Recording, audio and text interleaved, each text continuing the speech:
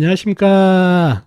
여러분께서 소중하게 올려주신 댓글 중에서 사주 공부에 도움이 되는 댓글을 골라 동영상으로 설명드리는 댓글을 봐도 사주 공부가 됩니다. 74번째 시간입니다. 자, 이 전주에는 어떤 댓글이 올라와서 동영상으로 만들어 봤는지 한번 보시도록 하겠습니다. 이번 주에는 연주도 끼고 그래서 두 가지 댓글이 올라와서 채택해서 동영상으로 만들어 봤습니다. 자, 한번 보시도록 하겠습니다. 자, 첫 번째 댓글입니다. 네오맘님께서 올려주신 댓글입니다. 선생님, 강의 열심히 구독하고 있습니다. 그런데요, 만약 용신이 지장간에 있다면 있다고 봐야 하는 건가요? 아님 원국이 없으니 없다고 봐야 하는 건가요? 라는 댓글 주셨습니다. 제가 이 댓글을 채택한 이유는 이와 비슷한 댓글이 많이 올라와서 이번에 정리를 한번 해드리려고 합니다.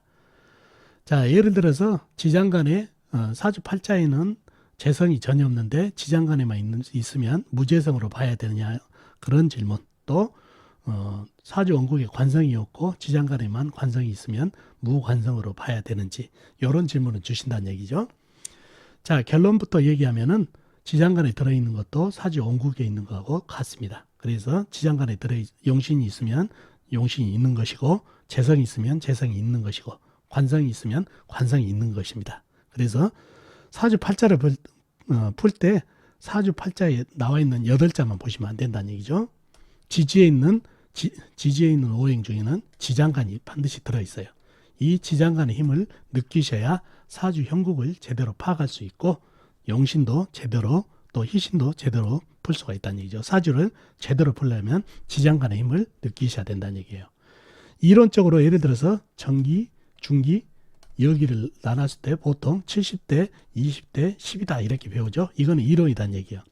사주 형국에 따라서 정기가 10%가 될 수 있고 여기가 70%도 될 수 있고, 또 중기가 70%가 될 수 있고 정기가 20%, 여기가 10%가 될 수 있고, 이거는 사주 형국에 따라서 프로테이지, 사주 팔자 지장간에 들어있는 힘이 달라진다는 얘기예요. 그래서 이 달라지는 힘을 사주 형국에 따라서 보는 눈이 커져야 사주가 는다는 얘기예요. 그래서 절대 지장간을 무시하면 안 되고, 지장간이 얼마나 소중하다는 것을 여러분이 느끼셔야 돼요. 그래서 사주 팔자에 나와 있지는 않지만 지장간에 있으면 있는 겁니다. 그래서 용신이 지장간에 있으면 있다고 봐야 됩니다. 그리고 용신이 사주 지장간에 있다 하더라도 사주 형국에 따라서 강한지, 그 용신이 힘이 있는지 없는지도 잘 살펴야 되고, 또 용신이 투출되어 있으면, 예를 들어서 간목이 천간에 투출되어 있다는 얘기죠. 그러면 투출되어 있는 것보다 지장간에 숨어 있는 게 오히려 보호를 잘 받습니다. 예를 들어서 운에서 경금이 오게 되면 갑경충으로 간목이 깨져버린다는 얘기죠. 투출되어 있으면. 그러나 해수 안에 간목이 암장되어 있으면 운에서 경금이 오더라도 금생수가 우선이기 때문에 간목이 용신이 보호가 될 수 있어서 투출된 것보다 이렇게 지장간에 암장되어 있는 용신이 오히려 보호를 받는다는 것도 잘 아시면 좋겠네요. 그래서 지장간을 절대 무시하면 안 됩니다. 지장간을 잘 봐야 사주를 잘 풀다는 거 꼭 명심하면 좋겠습니다. 그래서 결론은 지장간에 있는 오행도 있는 것이고 용신도 있는 거라는 거 꼭 기억하시면 좋겠습니다. 아셨죠? 자, 다음 댓글입니다. SP님께서 올려주신 댓글입니다. 무관 여자사주 개해년 개해월 신요일 신묘시인데 한번 찾아봤습니다만 한 살 여자 남자로 84년 4월 2일 미시생이 있다면 갑자년 정묘월 병인일 을미시가 됩니다. 남자 무죄사주. 그런데 일간끼리 서로 정관정제가 되는 이 경우는 어떨런지요? 라는 댓글 주셨습니다. 운명 75번째 사주가 막혀 삶에 굴곡이 많고 힘든 삶을 사시는 여자분 사주에서 보시고 댓글을 올려주셨다는 얘기죠. 자, 궁합 얘기인데요. 제가 이 댓글을 선택한 이유가 있습니다. 궁합에 대해서 여러 가지 댓글을 올려서 질문을 주신 게 있습니다. 예를 들어서 무관사주 여자와 무죄사주 남자가 만났을 때 잘 산다는 얘기가 있는데 맞는지요? 또 아니면은 일지가 배우자궁이죠. 일지에 합이 들면 좋다 하고 충이나 원진살이 있으면 좋지 않는다는데 맞나요? 아니면 띠가 서로 원진으로 되고 충이 되면 안 좋고 합이 되면 좋다는데 맞는지요? 또 아니면 일간이 합이 되면 좋고 충이 되면 안 좋다는데 맞는지요? 내가 안 가지고 있는 오행을 상대가 가지고 있으면 좋다는데 맞는지요? 이런 질문들이 많이 올라요. 공합에 대해서. 자, 이런 거는 모두 단순 판단이고 또 맞지 않는 경우도 많습니다. 공합이 그렇게 만만한 게 아니거든요.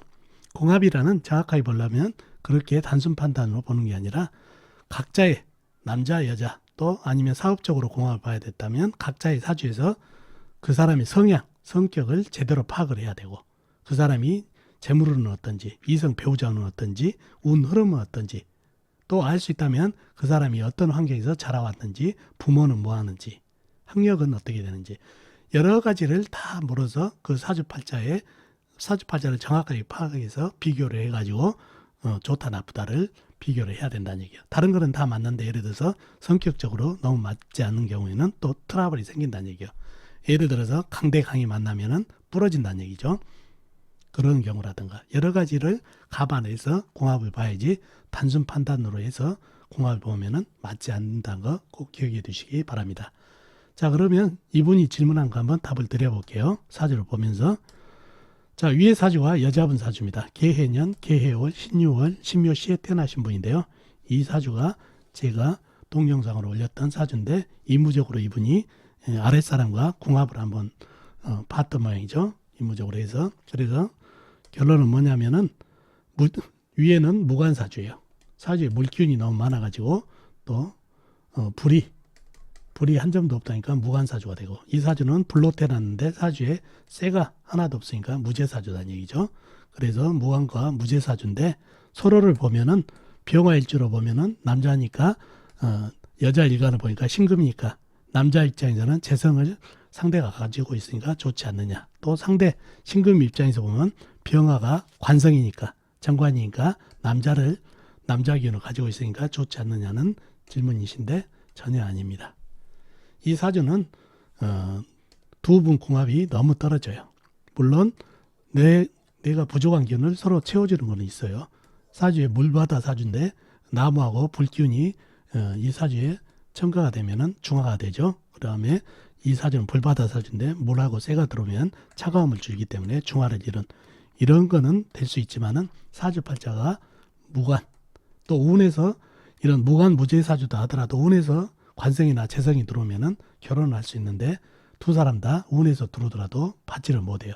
워낙 여자분은 물기운이 강하다 보니까 어딘가는 불이 들어오면 이 물이 다 달라들어서 꺼버리고 남자분 사주에서는 쇠가 들어오게 되면 불기운이 워낙 강하다 보니까 전부 녹여버린다는 얘기죠. 그래서 결혼운도 받지 못하고 그리고 사주팔자에 관성이 여자 사주팔자에 관성이 없고 그 다음에 남자 사주에 재성이 없다 보니까 무관 무제사주로 이성 배우자운이 매우 약한 사주라 이별수가 많은 사주가 됐는데 두 사람 다 한 사람이라도 사주에 이성 배우자운이 튼튼하면 이런 이별수를 보완해 줄 텐데 서로 보완을 못 해주니까 이별수가 많습니다.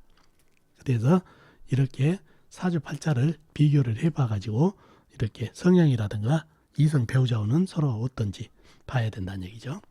무관과 무제사주가 만나서 잘 살 수 있다는 썰도 맞지가 않죠. 이분이 무제사주예요. 여자운이 매우 없는 사주예요. 근데 만난 상대가 관성이 상당히 잘 잡혀있고 아주 이성 배우자운이 좋은 사주의 여자라는 얘기예요. 이분한테 결혼을 하게 되면 이 여자 사주의 배우자운이 좋기 때문에 당연히 배우자운이 좋게 되겠죠. 그런 배우자를 만나기 때문에. 그래서 보완이 된다는 얘기예요. 그래서 이렇게 궁합을 자세히 집중적으로 봐야지 일간과 합이다, 일지의 합이다, 띠끼리 합이다, 또 이렇게 또 사주의 부족한 기를 서로 채워준다 이런 거로만 하게 되면 단순 판단으로 궁합이 맞지 않다는 것 꼭 기억해 두시면 좋겠습니다. 그래서 오늘 궁합 보는 법은 깊이는 들어가지 않았지만 궁합을 볼 때는 이렇게 사주팔자 각자의 사주팔자를 정확하게 뜯어가지고 봐야 착오가 없다는 거 알려드리기 위해서 이 댓글을 채택했습니다. 아셨죠? 자, 이렇게 두 가지 댓글을 오늘 채택해 봤습니다. 자, 어떻습니까? 오늘 댓글 도움이 되셨나요? 도움이 되셨으면 좋겠습니다. 자, 이번 주에도 많은 댓글 부탁드리겠습니다. 그럼 다음 시간에 뵙도록 하겠습니다. 안녕히 계세요.